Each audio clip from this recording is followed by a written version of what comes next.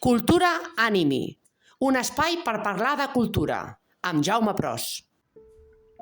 El 1833, el secretari d'Estat espanyol, Javier de Burgos, va establir la divisió administrativa dels territoris sota el regnat d'Isabel II. D'aquells 49 territoris se'n dirien províncies.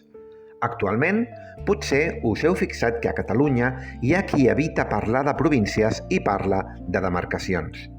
Però no són pas la mateixa cosa una província i una demarcació?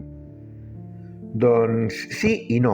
El DIEC ens ofereix 4 definicions per al terme demarcació i pel que fa al que ens interessa, s'ho ventila amb 2 paraules: territori demarcat.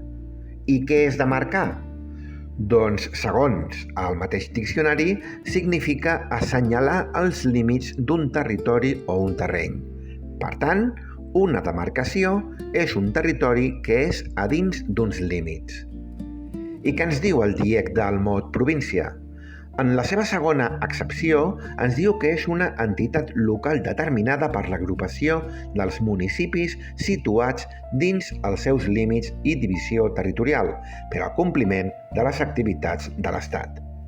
Per què a Catalunya sentim tant la paraula demarcació? Hi ha gent que evita dir província?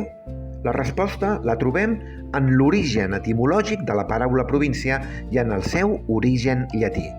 La teoria més estesa, també de la defensada pel diccionari català, ens diu textualment que una província és, a l'antiguitat romana, un territori conquerit fora d'Itàlia i administrat per un governador.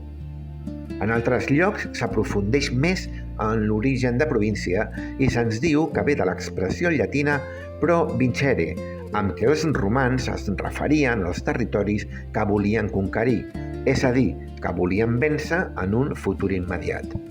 Altres lingüistes neguen aquesta teoria i ens diuen que província efectivament ve del llatí, però que realment designava el càrrec públic que representava el poder de l'Estat en un territori.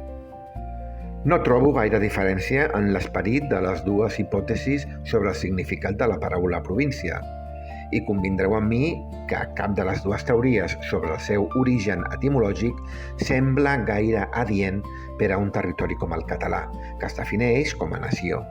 És normal, doncs, que moltes persones a Catalunya optin abans pel mot demarcació, per més neutre que sigui, que no pas per la denigrant, si més no per alguns, província. Cultura Animi, un espai per parlar de cultura, amb Jaume Pros.